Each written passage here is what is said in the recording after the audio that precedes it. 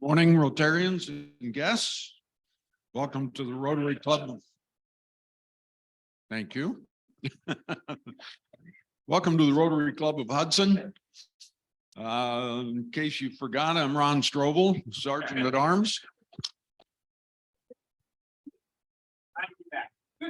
I've had a couple of people pull me aside that I've seen this last week, and they're glad that I'm back. So that's at least 2 people out of all of them. So our invocation this morning is by Phil Tobin.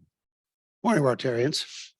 If you remember last time I gave the invocation, I gave you some music with regard to the Ukrainian national hymn, not the national anthem, but the national hymn. Today, we're going to talk about, and we're going to listen to Americans' version of that, which is the Battle Hymn of the Republic. When World War II started, I was about 8 years old. I had 3 brothers in the real bad part of the war, and they survived.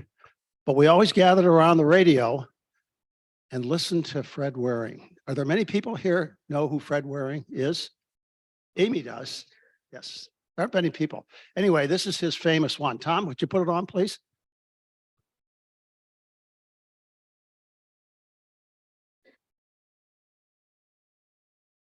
It's coming up.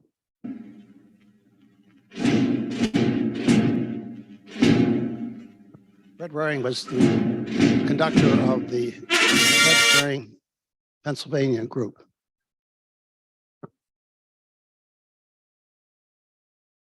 Here we go.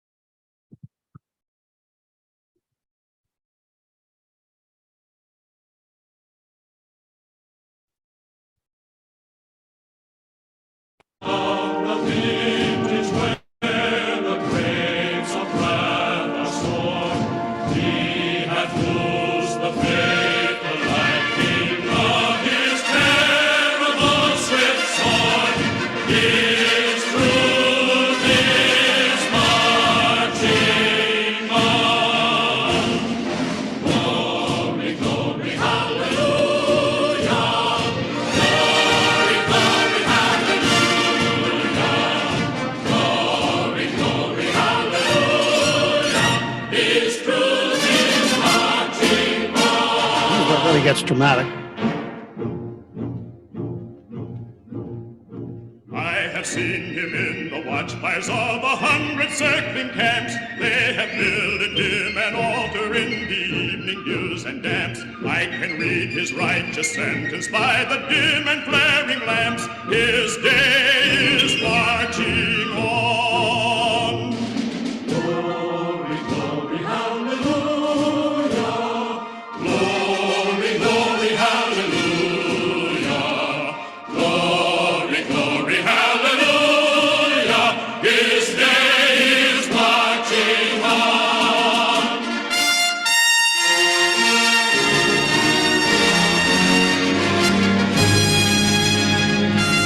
Up top. In the beauty of the lilies, Christ was born across the sea, with a glory in his bosom that transfigures you and me. As he died to make men holy, let us live to make men free, while God is marching on. Glory, glory, hallelujah.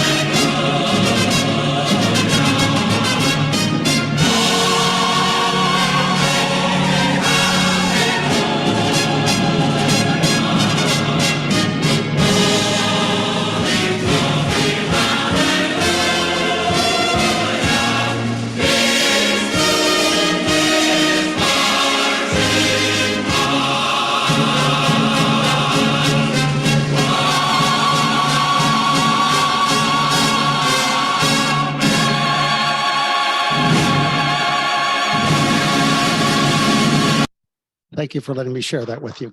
Thank you. Thank you, Phil. And to lead us in the pledge and the four-way test today is Dana Addis, the superintendent of schools. Good to have you with us, Dana.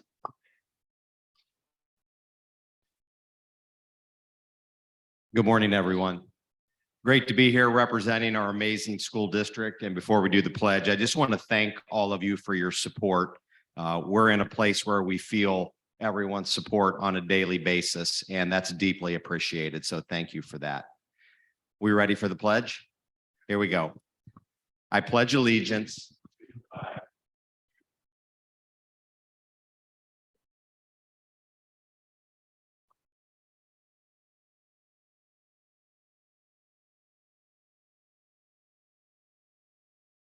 I was promised the words would be up here, and I'm thankful for that. This is the four-way test of the things we think, say, and do. Do we say these together? Number one. Number two. Number three. Number four. Thank you very much. Good to see everyone. Thank you, Ron. Thank you, Dana. And now to introduce our guests, Chris Barker. Good morning, Rotarians and guests. I'm happy to say we have a few visitors with us today. If they could please stand up when I announce their name so we can give them a warm Rotary welcome. First, we have Ryan Beam, guest of Pat Getz. And then we have, once again, Gail Kalb, guest of Ralph Day, and I believe she's going to be a new member here shortly. Thank you, Gail.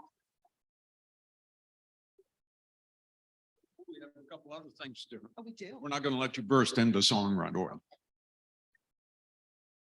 I understand that we're not real sure whether the March birthdays were announced or not.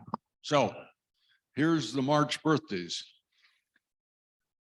John Adams, March 2nd, Bill Libby, March 7th, Max Wendell, March 11th, Ben Rexroad, March 15th, Jerry Zelenik, I don't have my glasses on, Zemlicka, March 15th, Joe Avella, March 19th, and Lynn Zupp, March 24th. So we will sing happy birthday first. Okay. All right, we should do a duet. Everyone join us and happy birthday. Happy birthday to you. Happy birthday to you. Happy birthday, dear Rotarians. Happy birthday to you. That's why they don't let me sing in church. Okay, so today, to get us started, I mean, what the music that just played, Phil, that was beautiful. We should have just sung along with that. But we are going to sing God Bless America to get this started. Ready? God bless America.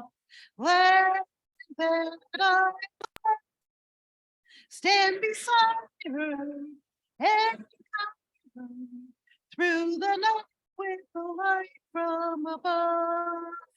From the mountains to the prairies, to the oceans, white with foam. God so America, my home, sweet home. God so America, my home, sweet home. Thank you. Thank you, Chris. And now our president, Father Joe Boisel.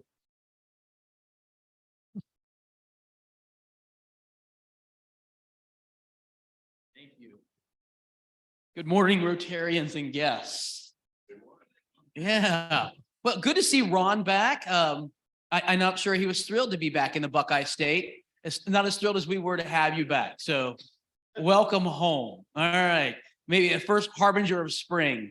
he and the blue herons, they fly back about the same time. So yeah,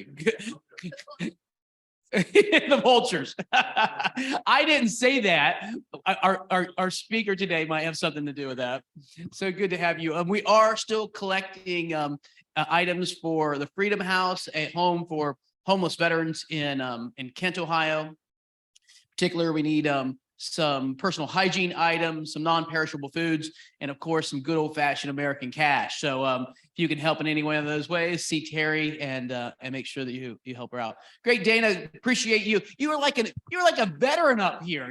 Just went right through the four-way test and the pledge. Took the words away from the Pledge of Allegiance. So everybody has to remember their second grade, indoctrination into this good patriotism we have. So great job. Appreciate that. That's the only announcements I have. Who do we have who's introducing our speaker? Nobody told me that. Oh, come forward. You're in the dark. Huh? I usually am. I'm making it up as I go along.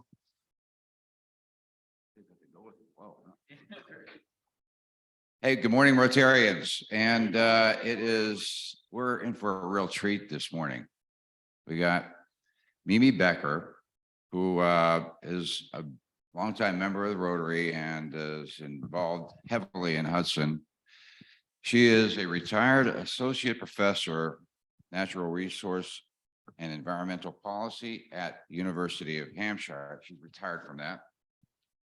She obtained her PhD in environmental studies from Drake University, Nicholas School of the Environment in 1996.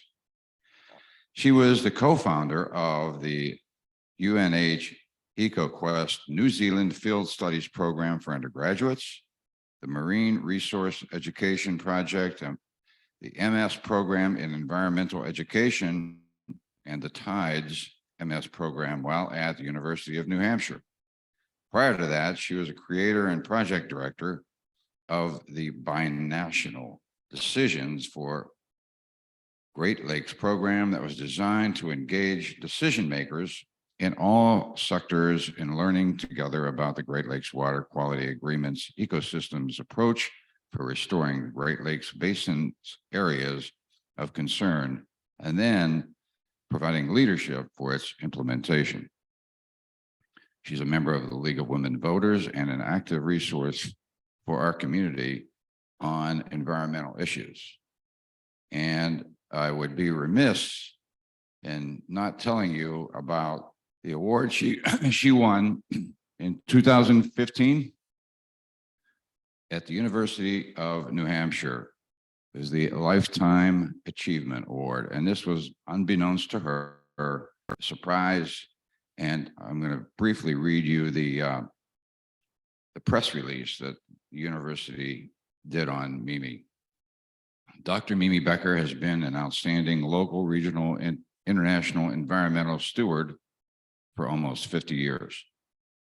Beginning with her work in the Great Lakes region in the 1970s, and more recently in the New Hampshire seacoast since the mid-90s, Becker has pursued a professional career and engaged in civic life focused on preserving and restoring ecosystem health. Her legacy can be traced not only to an international environmental treaty between the U.S. and Canada, but also to coastal management and policy of the Gulf of Maine. She has been involved in energy, land use, and climate planning and policy in New Hampshire and watershed management across coastal New Hampshire. Throughout her personal and professional life, she has helped foster an awareness among thousands of people, from residents of Love Canal, New York, to international leaders, to undergraduate students young enough to be her grandchildren, about the critical importance of a healthy environment and our responsibility to prevent its destruction. Becker reminded anyone who would listen that we humans are an inseparable part of the natural environment.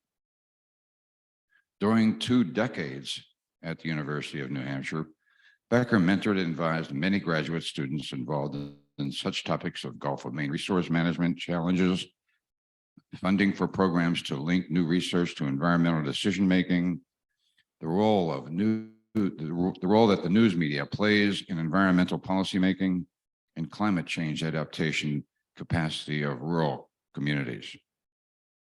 Becker often met with grad students at 5:30 a.m. for breakfast at a downtown Durham restaurant to examine and challenge thesis goals and progress.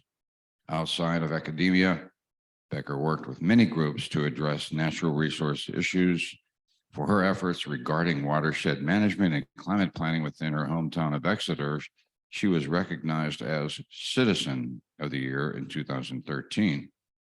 Rather than burning out or becoming cynical, Becker continues to believe we can come together and find a balance between using our coastal resources and protecting them. Her inspirational attitude and dedication to her work, her students, and furthering the field of resource management in New England and beyond makes her worthy of this Lifetime Achievement Award.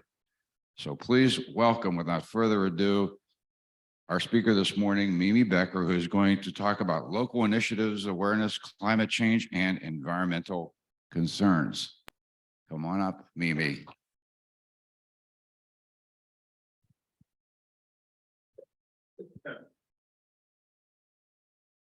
There were 36 other pages that I could have read, but she's a troublemaker. Send him the 36 page one. That's what universities make professors do. So thank you, Jim. What I actually am going to focus on this morning is the results of a project that the League of Women Voters has undertaken in collaboration with a lot of people, some of them in this room, over the last 5 years.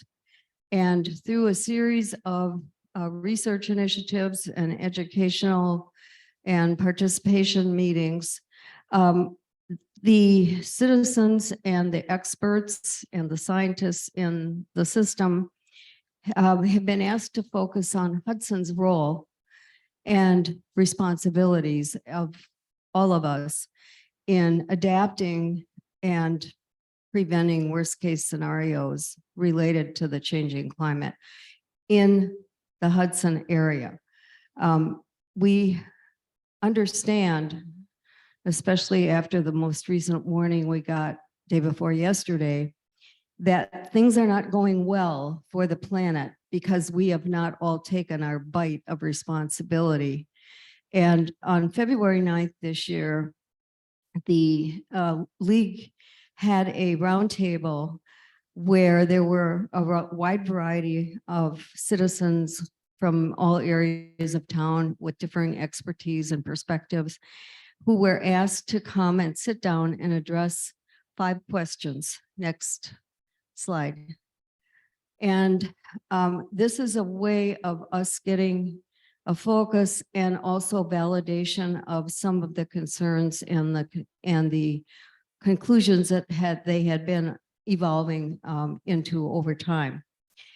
And that involved, nearly 300 people have to date participated in this initiative.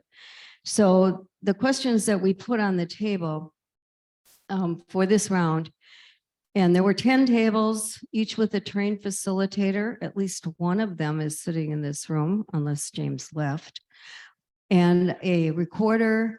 And they were randomly assigned to tables so people couldn't sit together with their friends necessarily, and focused it within a time frame on saying, okay, what are the indicators that have hit you either in your at home or that you've observed around town or even in the area over the last 3 to 5 years that are out of the rate at which they've occurred or are new kinds of challenges that you're seeing?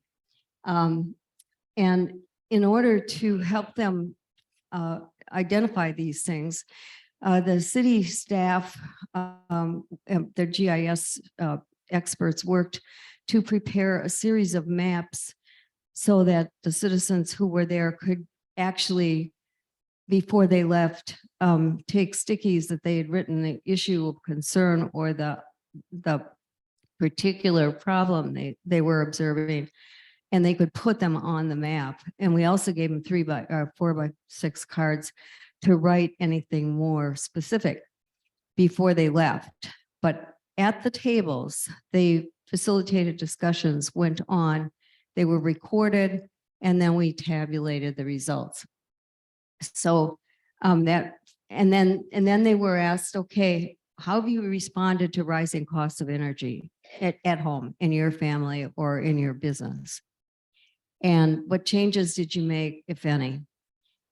And also individual behavior changes that they've made as a family who would specifically adapt to climate change, not just the rising cost issue. And then what more do they need to know about climate impacts on Hudson before they know specifically what actions to undertake, and where should we go from here as far as the community is concerned? So I'm going to give you the succinct, hopefully, outcomes of their answers to those questions after we have compiled the data. So next slide. Walking into this, we had sent them literature and links to current science data, as well as the reports from the compiled report summary from the last 4 years. And these were the 4 issues or the 4 concerns that they were pretty well agreed on walking in the door. We were trying to verify if they still thought these things were a priority. And so, yeah, they can see what's going on. It's a little harder in Ohio than it was out on the coast, because when your property is underwater at every high tide, you know there's something changing. And we don't have high tides. We just have big rainstorms now. So local barriers to energy efficiency and renewable energy should be removed, and we do have some still. Water management is an issue here, and some of it requires some change in our infrastructure. And we've got new threats to health, public health and safety next. So they decided new risk management strategies were needed to deal with evacuation routes and safety protocols. The new vector-borne diseases, the new ones, Lyme has been here, but the rates at which people get it are ramping up. It's definitely related to the presence of a healthy tick population, which likes warmer weather. And if we don't get enough freezing days in the winter, not enough of them are killed out. So they also carry 4 other diseases, and one of them has risen its ugly head locally, and that's babesiosis. And then we're also getting some other diseases that were never around in the area. So the increased air pollution control, that's an issue that covers the airshed, but there are some things that, you know, Hudson residents get the disbenefit of the polluted air. And we have to work with others to solve that problem. We have to work with others to solve all of them. And we need, in order to know whether what we decide to do is going to help or is helping, we need our greenhouse gas emissions footprint for the city. So next. When they came back to the table, the issues that arose in almost every group, not every group mentioned all of them, but many of these were reiterated and much more strongly held because they had more evidence. The big deal for Hudson in terms of physical evidence of climate change has to do with because of the nature of our geology and the perched water tables and the fact that we were mostly a wetland and we filled us in, and now the stormwater has no place to go. There are a lot of places in town where there's stormwater standing, where during the heavier and heavier rain events that we have, there's local flooding, and we have issues with stormwater running over the surface of the land, and it carries whatever happens to be in the way into the water bodies. So the other thing that's happening is we're getting degradation of local lakes, ponds, and streams with toxic algal blooms and other evidences of contaminants. A lot of us have more wildlife in our front, back, and side yards than we used to. Part of that has to do with development. Part of it has to do with where we keep our garbage cans. And part of it has to do with the fact that because of the weather swings and the habitat destruction, they're finding it harder to find food. So they're looking for food security plus habitat. And we are having to face the challenge of learning to live with them, because we have a law in Ohio that says they can't be relocated. So if you report a problem animal in your yard, you know they're going to kill it because they can't relocate it. So those are, and then I mentioned the diseases and some of the infrastructure stuff. There's one big item that's not on there because it didn't come up other than once at the workshop, but it turns out it's a really big item. And Chris Foster went and did a little research for us and discovered that we have in the city 31 uncapped abandoned gas and oil wells. From those, on a 24/7 basis, we get emissions of methane and hydrocarbon, aromatic hydrocarbons. That is not a good thing for climate change. And the Division of Oil and Gas is responsible for monitoring and overseeing them, but it doesn't unless you build a fire under it. So the Division of Oil and Gas is legally responsible for overseeing closures. Hudson can exert some leverage there. So that was one that came in after the workshop because of research done. And then we have all of our lovely lawns. We have a fixation with lawns in Hudson, and we put all kinds of stuff on them. And we have these 20-minute 3-inch rainfalls. And where does all that stuff go? It goes downhill into the storm sewer, which ends up into the water bodies. And so that's an issue. And the other are the lawn care emissions from gasoline or other hydrocarbon fuel powered devices. Next. And then they took a look at what notable weather and climate changes are being evidenced in Hudson. We have the rapid weather swings. We've all experienced that this winter. They are getting more usual and more severe in many instances. We have had changes in historic rain patterns, longer dry periods, higher volume, shorter rain periods, less snow, but and warmer average winter temperatures. The summer average temperatures are getting hotter. We're predicted to have 45 to 60 days of 90+ temperature within the next 15 years if we don't manage to slow the rate of change. So, and then we're getting these high intensity storms more often. Next. So, and then we asked them, well, what are the impacts of the rising costs of energy and water, since those were the two outstanding resources that seem to be of concern that we could do something about in Hudson other than the air. And so the categories that they were seeing those impacts play out were with their HVAC systems, whether they were using you know, electricity or a direct fossil fuel. Within their electricity use, gardens and grounds management, water use, and other kinds of initiatives where they were perceiving that hydrocarbons were strongly involved, and therefore the life cycle emissions would be a problem, particularly with respect to how we manage waste.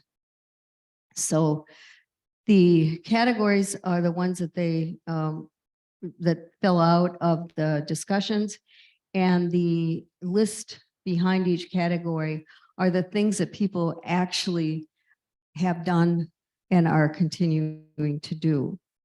Next. So what did they want to learn more about?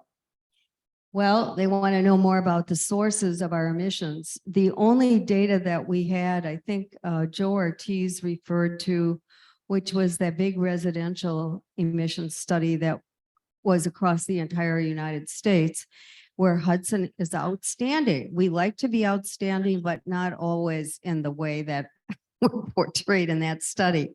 And so there were some questions that came back about, well, there must be other emissions in Hudson. Yes, there are, but we don't know. We haven't done the footprint. We don't know what's emitted from industry, from agricultural activities associated with residences in town, or business, or the government, or the school systems. Just a sort of institutional approach across the board. What is our footprint? Who's emitting how much and over what time periods? Are there seasonal emissions changes, et cetera? So we need to know that. And they want to know what the biggest threats to Hudson are. Where should our priorities come down for a start? Where can we get the biggest return, especially over time? But we have 7 years before the whole Earth system drops off the cliff. So we need some ability to make changes early.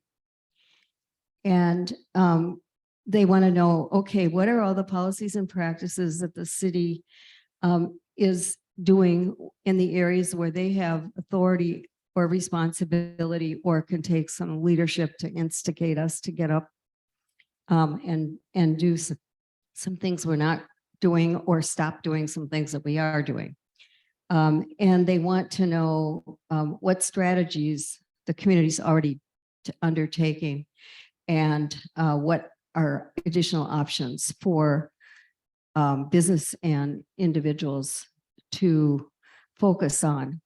So those are the questions that they want, that they had for additional learning. And next, they also wanted to know about the role of the city in stormwater management. You know, we have a really complicated water resource system here that has about 6 big institutional footprints and actors and collaborators. And they want us to sort that out so that we get both the ability to better manage stormwater and protect our water quality, clean it up where we've made a mess. And what are the stormwater best management practices, and how can we more effectively get the information out to people so they can adopt, or at least know what they could and should be doing. And in looking through the evaluating the fact that the city has riparian zones, that's defined in Hudson as the 30 feet adjacent to any water body, whether it's a stream or a river, or a wetland, 50 feet.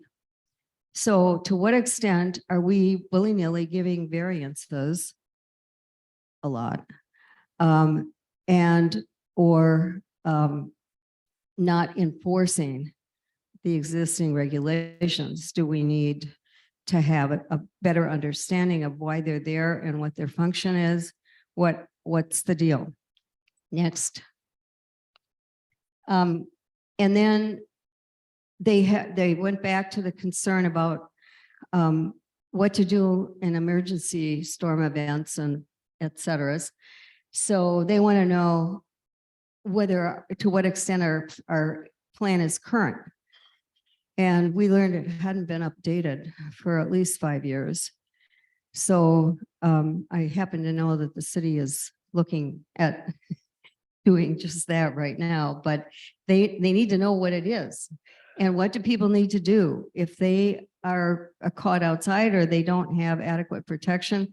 Do we have evac centers, shelters? And then people that have had experience with these vector-borne diseases, if they're not usual around here, the doctors aren't used to seeing them. They don't even know what questions to ask you. And they need to be educated about how to recognize these diseases because they are non-trivial. A lot of them are long lasting and have not nice impacts over time. And what do citizens need to know to take precautionary measures? How can the community address the air pollution issues? Okay, next. And then they came up with some questions about traffic. The bottom two, the issue over the fast chargers for electric vehicles is one that needs to be discussed. It doesn't necessarily have to be the city that does it, but the city can enable it and encourage it. And there are now financial incentives under the Infrastructure Act to make that more common. The top one, the regulation of traffic flow with smart signals is underway. I don't think they physically begun it, but that one is on the books. How you deal with all the truckies that run through the neighborhoods, I have no idea, but it was an issue that was of concern. Okay, next. And then they had some ideas about energy saving technologies that the city can take some leadership in terms of education and communication. But there are a lot of things that civic groups and citizens organizations can do. But the big focus was on renewables. How do we better position Hudson to either install individual renewables or adapt our electric company, Hudson Municipal Power's investment in obtaining renewably sourced energy. And we need more information about how we can evaluate energy efficiency in terms of all the hype that's surrounding both the technologies and the devices. And so what are reliable sources of information?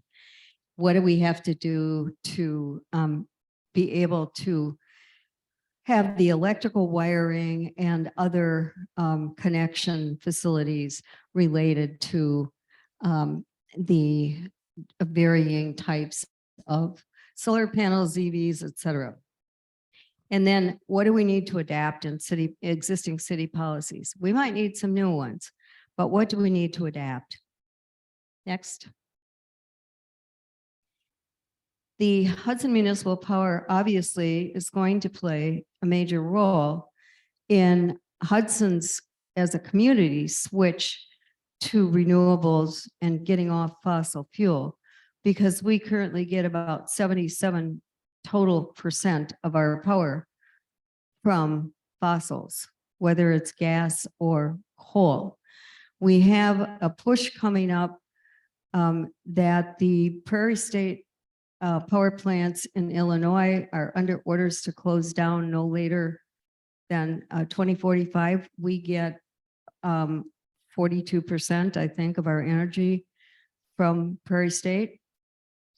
And the likelihood is that they're going to close down either by or before 2035 because they are the largest source of pollution in Illinois, and Illinois is serious about getting to carbon neutrality. They are part of the climate smart states. And so we need to do some serious work at Hudson Municipal Power to, over time, make a transition to reliable sources of renewables. And that's a real concern because we won't be able to erase huge portions of our carbon footprint without our electrical generation sources being renewable. And we have some opportunities to begin that as of next year when one of our contracts is up, and we can have some discretion for how we purchase at least the as needed power. Okay, next. That's just a pie chart that Joe had that the city has provided us to show the various sources of power. And my 77% fossil is the important thing. We have a fair amount of hydro, but there's not going to be more hydro. We're not into, we don't have the luxury of developing more hydro. We're taking out dams to deal with other issues. And so the chances that we're going to have more hydro is probably not great, except that which is spawned from tidal systems. So we don't have a really big tidal system, and we can't wait for the stations on Lake Erie. Okay, next. And just flip by that. I just wanted to remind us that there's a huge cost differential as right now, and it's probably not going to change between the renewables and the fossils. And nuclear energy for boiling water, if you look at the fuel cycle, it's really costly. Also, we have 2 plants that are inefficient, and we've all heard about House Bill 6. So next. So the community says, all right, what should our next steps be? They want a climate action plan or a sustainability plan, which includes things environmental that are beyond just climate. It's economic sustainability into the future, which means cultural and environmental sustainability as well. And the climate action plans, I think that I'll talk about that in just a minute, but they want City Council to authorize a energy emissions carbon footprint audit so that we know the answers to those questions, so that when we decide to do this or that, we know why we're doing it and we have a way to measure the results. So that's kind of like the baseline. And then they want the Environmental Awareness Committee, which is at this point is advisory to council. Council can just ignore it, and it has in the past, or it can take it seriously. And if it has responsibility for initiating encouragement for sustainability transitions to renewables and advocating with the citizens for the educational programs that they've asked for, there was a thought, I think, that this would be in strengthening the route of city government without, coming down hard with a lot of regulation. Next. And this is just plain and simple. Climate Action Plan is a framework for measuring, planning, and reducing greenhouse gas emissions and related climate impacts. We have to have an inventory in order to do one. And the goal is carbon neutral. We're not going to emit more carbon than we remove or cease to produce. So this is let's not do it anymore, and then let's keep it in balance. And so the big question is whether Hudson wants to be a climate smart city. Thanks. Next slide. So they asked what specific, actions and plans are currently underway. There are some. What plans are scheduled for future implementation? There are some. We need to know what they are. How can Hudson Climate Actions benefit from Inflation Reduction Act incentives? And how will the schools, all the schools in the city and everyone else be involved in developing and implementing this? One of the lessons I learned, whether it was here or Brazil, where we did quite a lot of climate work, if you don't have the stakeholders involved from the get-go, it's not theirs. And why should they pay attention unless you beat them over the head? So the importance of getting early buy-in is a non-trivial thing. Thanks. Next slide. And these were some of the initiatives that they thought we should start with to look at these particular things as a kind of a prerequisite for making changes. We ought to have in mind the priorities of the cities. We need to think about it. What specific kinds of education and training do citizens need? What zoning regulations are working, which aren't? What don't we have that we need? And are we going to have an action plan that is cost effective, supported by the stakeholders so they'll use it? And will it be done collaboratively? Because if it isn't the result of collaboration, it usually doesn't work. Next. Timing's everything. And boy, oh boy, after the current global report that just came out, we are lagging across much of the US. Not all, because there's some places that have really taken it seriously. And we have the tools, many of them. We just need to use them. And we're going to experience cost savings long-term with the kinds of investments that need to be made. Next. So where do we go? We can plan as a community, can make commitments. We can join to look at what others have done and learn from them, and then we can put together that plan. Next. So you're all invited on the 12th of April to the Hudson Media Center at the high school, where we will learn from cities that have already done this. And we picked a couple from Northeast Ohio that have been at this. One of them for a long time, one of them is at the beginning. They have their emission footprint and their plan. Now they have to implement it. That's Kent. The other city is Oberlin, and they have been at it for about 16 years. They're in their third iteration. So you're invited to come and also hear from the Hudson City staff about what we're up to. They've reviewed all these recommendations, and they're going to be able to comment on the ones that they've glommed onto or that they're already doing, so we know what we have to do. So come and join us. And then there's one more graphic I'm going to leave you with. And I don't know if we have time for questions or not, but I'll take them if we do. If not, if you have them, I'll hang around a bit. And this is what I got along with a report from the International Panel on Climate Change that came yesterday. We have until 2030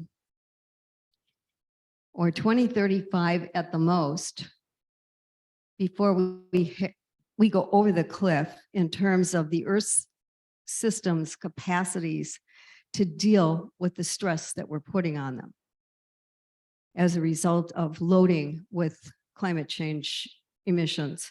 And the reason for that is that the temperature is going to go above 2 degrees centigrade, possibly to 3. If it does that, the life systems, the ecosystems on the planet Some of them have already collapsed, and we're seeing the consequences of that with the Arctic systems. When the glacier that's sitting on land in Antarctica, which has been cracking, when the Thwaites Glacier breaks off, we're going to get 2 feet of sea level rise immediately. Because it's on land, it's going to displace that much sea level, and our coasts are all under, trouble. We're not on the coast, but we're going to get immigrants, we're going to get all kinds of consequences that exacerbate the worst of what we've seen in California and the North Pacific Northwest this winter. So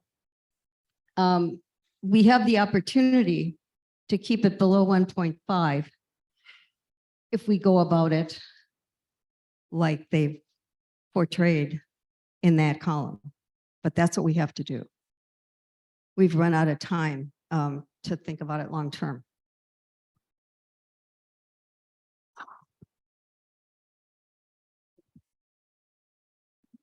I was gonna say, we do have just a few minutes so. Mimi, tell me if I'm correct, but I think Burlington, Vermont is a carbon neutral city. Can you tell us how they did it, how they got so far ahead of the curve? And are there any other cities in that situation? You got to live in Burlington, Vermont to really get it. It's a university town. It's got access to all kinds of science, and it's in a state that is the Green Mountain State. So they have a culture of conservation, and they're also at a location where it was visible to them what was happening. We're more like the boiled frogs. It's kind of slowly heating up under us. And now we're beginning to actually visibly see and feel the consequences. But what's happening, actually Oberlin is somewhat similar to Burlington, although not with its geographical features. So, and in the cities along the East Coast, from northern Maine south, we've been working away with those cities for 20 years. They're moving back their sewage treatment plants. A lot of their public facilities were located in areas that are now underwater. When you prepare for a storm surge in northern New England, it's 17 feet. That's a story. So that's what happens with the nor'easter now, or king tide, or some of the worst storms. And we're beginning to get the severity of windstorms here. So the incentive is people's being aware, but it also has to do with culture. Hudson has a culture of people working together if they can keep focused on the issues.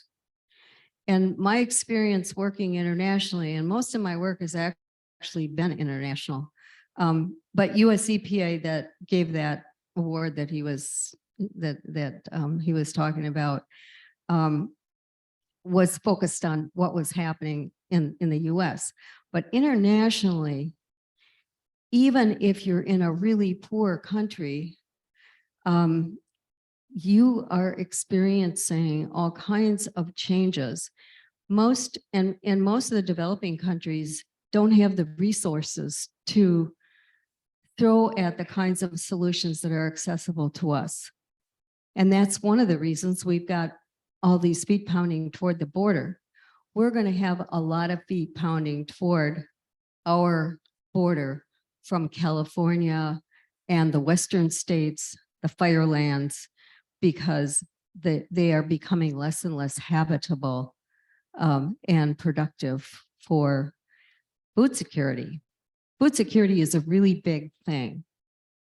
And about 42% of the food in America is thrown away as waste. Think of the energy inputs and the emissions that are related to that. So we've got some challenges, and it's easier and more feasible to think about it location by location, where you can actually do something about it on the ground. And so that's, you know.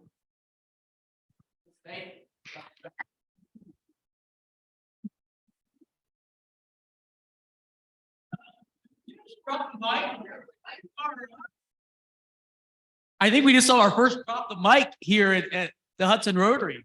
Hit a rocket. All right. All right. It's time for our Rotobuck raffle. I've got skin in this game. Who does not? Who does not have any money in? Everybody's in? No. Okay, Carrie, you're picking for us then. Oh. Okay. All right. What do we have? All right, what do we have? We have 923077. All right. Chicken dinner. Thank you. I'll come back to you there, Marilyn. I failed to say that the payout today is $10. That's a full-on lunch right there, $10, and then jackpot $154. Oh, yeah. All right. You see, there's the black one. I did it. Yeah. Oh, Okay, there you we see it go. now? All right. Ah, alas. Alas. Take your money. I thought it was going to be a donation to the Holy Trinity Rector's Fund. Well done. All right, everybody. Thank you so much for your rapt attention today. Have a great day. Be great. Make a difference in somebody's life. Shout out to Thomas back there. Great job as always on the AV.